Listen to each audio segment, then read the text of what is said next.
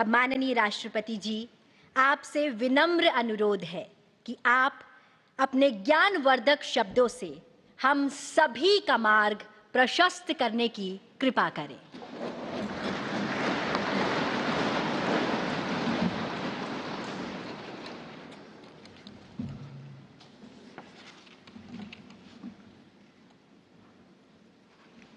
उपराष्ट्रपति श्री सीपी राधाकृष्णन जी, प्रधानमंत्री श्री नरेंद्र मोदी जी, लोकसभा अध्यक्ष श्री ओम बिरला जी, राज्यसभा के उपसभापति श्री हरिवंश जी, राज्यसभा में सदन के नेता श्री जेपी नड्डा जी, राज्यसभा में विपक्ष के नेता श्री मल्लिकार्जुन खड़गे जी, संसदीय कार्य मंत्री श्री किरेन रिजिजू जी, लोकसभा में विपक्ष के नेता श्री राहुल गांधी जी, सभी सांसदगण और प्यारे देशवासियों, संविधान दिवस के ऐतिहासिक अवसर पर आप सबके बीच आकर मुझे हार्दिक प्रसन्नता हो रही है।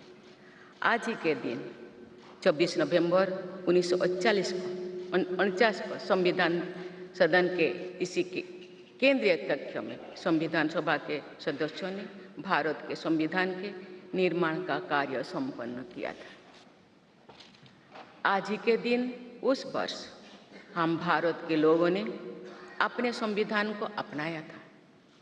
स्वाधीनता के बाद संविधान सभा ने भारत की अंतरिम संसद के रूप में भी कर्तव्य निर्वहन किया। प्रारूप समिति के अध्यक्ष बाबा साहेब डॉक्टर भीमराव अंबेडकर हमारे संविधान के प्रमुख निर्माताओं में से थे। बाबा साहेब की 125वीं जयंती के वर्ष में यानी सन 2015 में 24 नवंबर को प्रतिवर्ष संविधान दिवस के रूप में मनाने का निर्णय लिया गया और निर्णय अत्यंत सार्थक सिद्ध हुआ है। आज के दिन पूरा देश भारतीय लोकतंत्र के आधार हमारे संविधान के प्रति तथा उसके निर्माताओं के प्रति आदर व्यक्त करता है। हम भारत के लोग अपने संविधान के प्रति व्यक्तिगत और सामूहिक स्तर पर आस्था व्यक्त करते हैं। अनेक योजनाओं के माध्यम से देशवासियों को, विशेषकर युवा वर्गों को संवैधानिक आदर्शों से अवगत कराया जाता है। संविधान दिवस से मनाने की परंपरा का शुभारंभ करने और उसे निरंतरता प्रदान करने की जितना भी प्रशंसा की जाए वो कम। माननीय सदस्य संसदगण संसदीय प्रणाली को अपनाने के पक्ष में संविधान सभा में जो ठोस तर्क दिए गए थे वो आज भी प्रासंगिक है। विश्व के विशालतम लोकतंत्रों में जन आकांक्षाओं को अभिव्यक्त करने वाली भारतीय संसद विश्व के अनेक लोकतंत्र के लिए आज एक उदाहरण के रूप में प्रतिष्ठित है। हमारे संविधान निर्माता चाहते थे कि संविधान के माध्यम से हमारा सामूहिक और व्यक्तिगत स्वाभिमान सुनिश्चित रहे। मुझे ये कहते हुए बहुत प्रसन्नता होती है कि बीते दशक में हमारे संसद ने जन आकांक्षाओं को अभिव्यक्त करने के अत्यंत प्रभावी उदाहरण प्रस्तुत किया है। संविधान निर्माताओं की अपेक्षाओं पर खरा उतरने के लिए मैं आप सभी सांसदों को बहुत बहुत बधाई देती हूँ। साथ ही कृतज्ञ राष्ट्र की ओर से मैं संविधान सभा के परम सम्मानीय सदस्यों की स्मृति में सादर नमन करती हूँ। हमारे संविधान के अंतरात्मा जिन आदर्शों में अभिव्यक्त होती है वो आदर्श है सामाजिक, आर्थिक एवं राजनैतिक न्याय, स्वतंत्रता, समता और बंधुता। मुझे ये देखकर हर्ष होता है कि इन सभी आयामों पर संसद सदस्यों ने संविधान निर्माताओं की परिकल्पनाओं को यथार्थ स्वरूप प्रदान किया है। हमारी संसदीय प्रणाली की सफलता के ठोस प्रमाण के रूप में आज भारत विश्व की तीसरी सबसे बड़ी अर्थव्यवस्था बनने की ओर तेज गति से अग्रसर है। भारत में लगभग 25 करोड़ लोगों के गरीबी की सीमा रेखा से बाहर आने से आर्थिक न्याय के पैमाने पर विश्व की सबसे बड़ी सफलता अर्जित की। हमारे संविधान में सामाजिक न्याय को प्रमुखता दी गई है। सामाजिक न्याय के आदर्शों के अनुरूप समावेशी विकास के प्रयास किए जा रहे हैं। ऐसे अनेक प्रयासों में इकोनॉमिकली वीकर सेक्शंस के लिए शिक्षण संस्थाओं और रोजगार में आरक्षण का प्रावधान करना, दिव्यांगजनों की परिभाषा को विस्तार देते हुए उनके हित में विशेष अधिनियम लागू करना और उसे कार्यरूप देना तथा राष्ट्रीय पिछड़ा वर्ग आयोग को संवैधानिक दर्जा प्रदान करना शामिल है।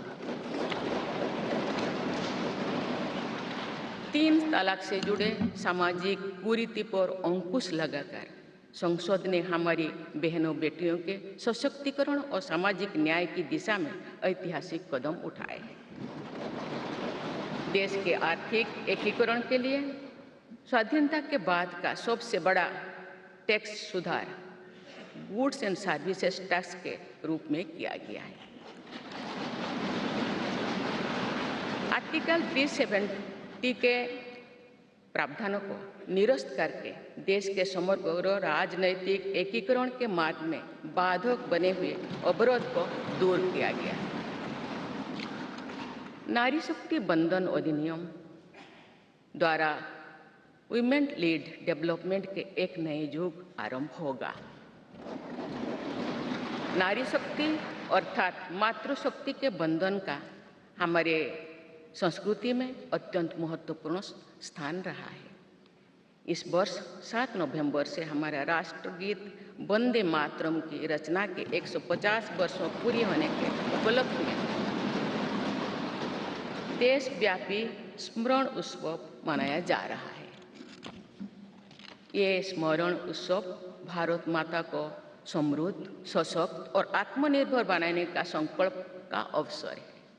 मुझे विश्वास है कि इस राष्ट्रीय संकल्प की सिद्धि के लिए आप सभी सदस्यगण देशवासियों को दिशा और प्रेरणा प्रदान करेंगे। हमारा संविधान हमारी राष्ट्रीय अस्मिता का ग्रंथ है। ये हमारी राष्ट्रीय पहचान का ग्रंथ है। ये कॉलोनियल माइंडसेट का परित्याग करके नेशनलिस्ट माइंडसेट के साथ देश को आगे बढ़ाने की मार्गदर्शक ग्रंथ है। इसी भावना के अनुरूप सामाजिक और तकनीकी बदलाव को ध्यान में रखते हुए क्रिमिनल जस्टिस सिस्टम से जुड़े महत्वपूर्ण अधिनियम लागू किए गए। दंड के स्थान पर न्याय की भावना पर आधारित भारतीय न्याय संहिता, भारतीय नागरिक सुरक्षा संहिता और भारतीय साक्ष्य अधिनियम को लागू किया गया है। ऐसे अनेक प्रगतिशील वैधानिक को सार्थक विमर्श के बाद पारित करने के लिए मैं संसद सदस्यों की मुक्त कंठ से सराहना करती हूँ।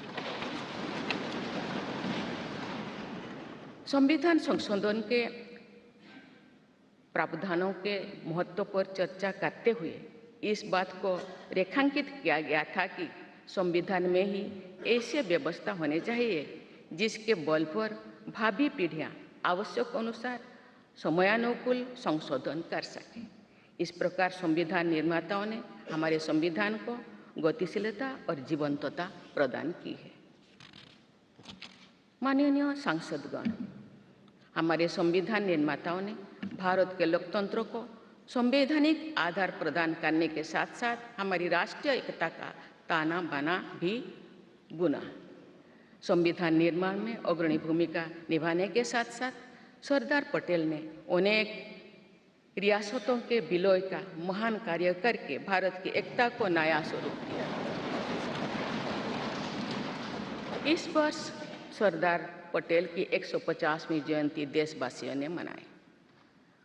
उनकी 150वीं जयंती के उपलक्ष्य में पिछले वर्ष से आगामी वर्ष तक चलने वाले कार्यक्रम के माध्यम से देशवासी राष्ट्रीय एकता तथा गौरव की आदर्शों से जुड़ेंगे। हमारी संसद हमारे राष्ट्र का प्रतिबिंब है। लौह पुरुष सरदार वल्लभ भाई पटेल के आदर्शों को प्रसारित करने तथा कार्यरूप देने में आप सबका योगदान महत्वपूर्ण है। जौन अभिव्यक्ति को परिलक्षित करने वाली हमारे संसदीय प्रणाली विभिन्न आयामों पर और अधिक मजबूत होती गई है। वयस्क मताधिकार का प्रावधान करके हमारे संविधान द्वारा जनता के विवेक पर जो आस्था व्यक्त की गई है, उसकी सफलता की विश्व के अन्य अनेक देशों में सराहना की जाती है। पिछले कुछ वर्षों के दौरान महिला मतदाताओं द्वारा बढ़ चढ़कर मतदान करना हमारी लोकतांत्रिक चेतना को विशेष सामाजिक अभिव्यक्ति देता है। महिला, युवा, गरीब, किसान, अनुसूचित जाति और जनजाति समुदाय के हमारे देशवासी, मिडिल क्लास तथा न्यू मिडिल क्लास के लोग हमारी लोकतांत्रिक प्रणाली को पंचायत से संसद तक मजबूती से दे रहे हैं।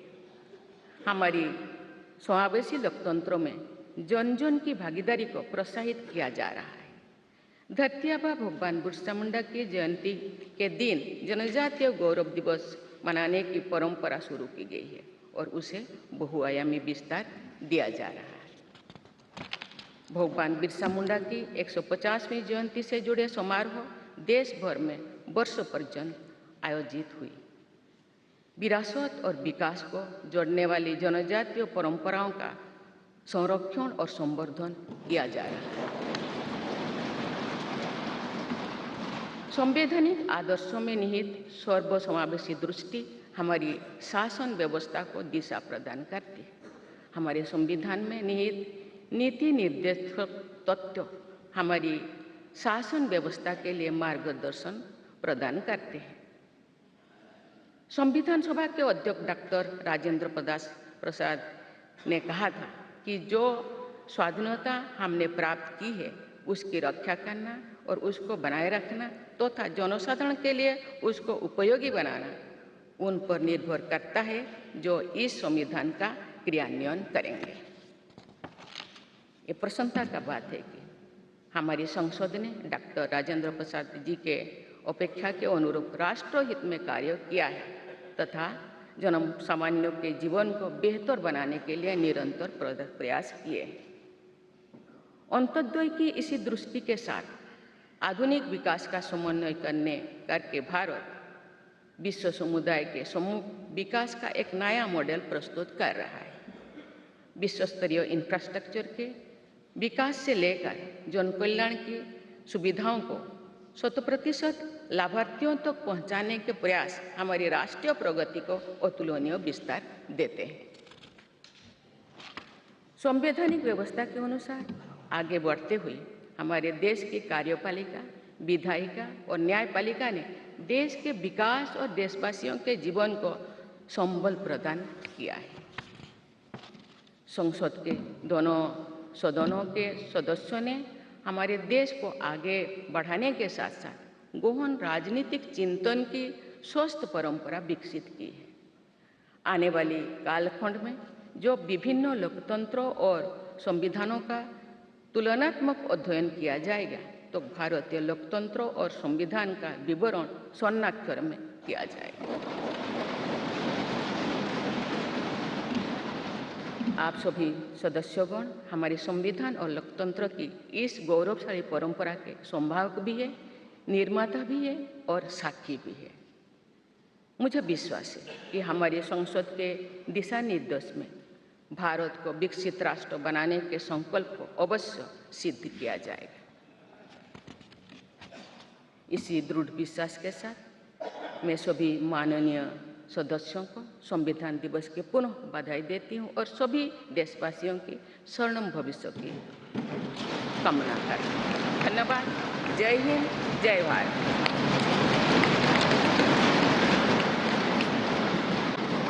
बहुत बहुत धन्यवाद माननीय राष्ट्रपति जी।